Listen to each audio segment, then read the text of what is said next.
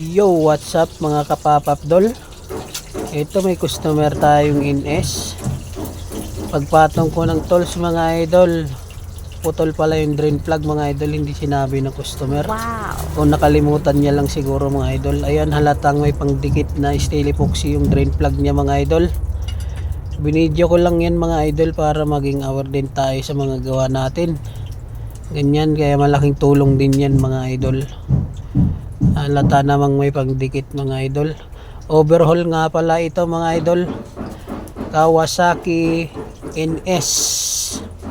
Yan mga idol, overhaul yan mga idol. Medyo malagutok yung ano mga idol, malagutok yung connecting rod bearing nya. Hindi lang medyo, talagang lagutok mga idol. Kaya yan, walang paligoy-ligoy, binaklas ko na yung makina dyan idol. Hindi natin na videoan, naka-live tayo kahapon mga idol.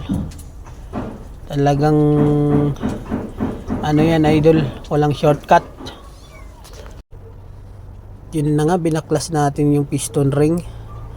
Takukod ko rin natin yung ano, kuskusin natin yung mga carbon dyan sa piston. Medyo makapal na mga idol, kapal na yung carbon nya mga idol sa piston. Kaya ayan mga idol, sobrang dumi.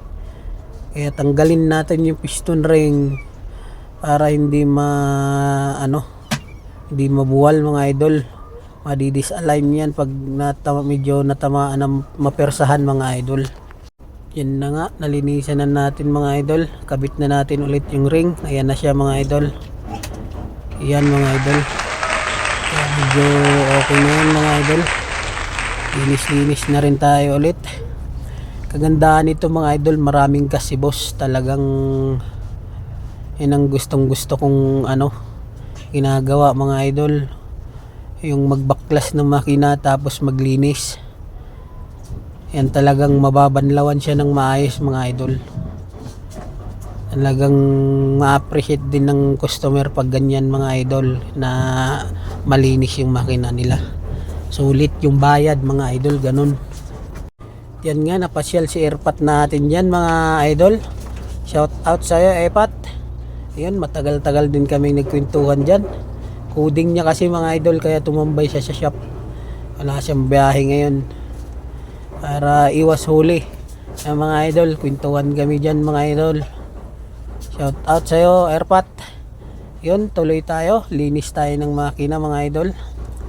Oo nga pala, itong mga idol, wala pa tayong video sa na nabuo kasi hindi na nakaabot sa machine shop yung natin pyesa mga idol. Naabutan tayo ng cut off, kaya nakapila pa.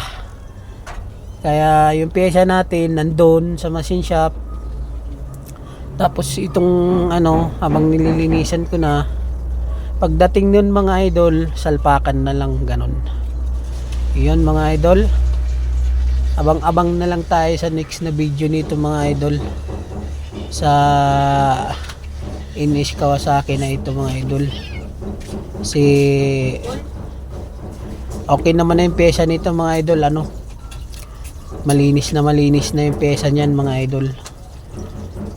Yun, kinuskus natin yung mga carbon niya dyan mga idol. Hindi ko na nakita na video yung mga idol, yung pag grind ko dyan mga idol, pero na-grind natin ng balbula yan kasi para matanggal yung singaw. Out sa'yo boss, Kabsat Sam. Nagdala na naman yung tropa natin dyan, ang tropa nya. Yun, maraming salamat sa'yo Kabsat Sam.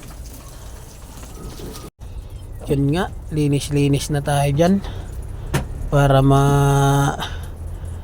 mabogahan at mapatuyo na mga idol yung mga pyesa mga yan idol.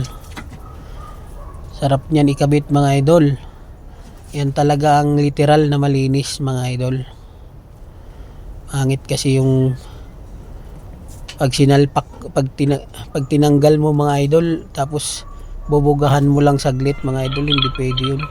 Pwede sa kanila pero sa akin hindi pwede mga idol.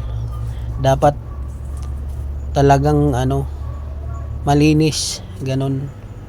Eh mga idol, ang laki ng tama ng connecting rod niyan mga idol. Kaya talagang ano tayo dyan mga idol. Buga-buga na yan mga idol. Para matapos na. Ayan na mga idol.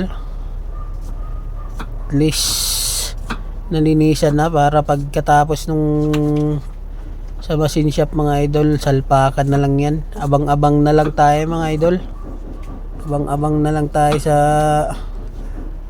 ano nito, pagbuo at pagpa-start mga idol. Sobrang lagitik mga idol. Ayan mga idol, laki ng tama ng rod dyan. Sobrang laki ng tama ng rod. Okay, tapos na tayo mga idol naglinis. Sunod naman natin yung mga tools nating punasan mga idol. Ayan, para masarap gamitin mga idol, no. Ayun, malit natin mga idol. Ayun, yan na siya mga idol. Nalinisan na natin yan mga idol. Ayan mga idol, salpakan na lang yan mga idol. Ayan, tingnan mo yung piston mga idol. Ayos ba mga idol? Ganyan po ako maglinis. Basta pag pumunta kayo ng shop, damihan nyo yung gas mga idol.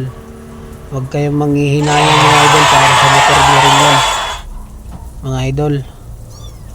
Ayan, back to back yan mga idol. Ayan, malinis na malinis yan mga idol. Yung lining nya, pwede pa yung lining mga idol. Ayos pa, maganda pa yung lining nya.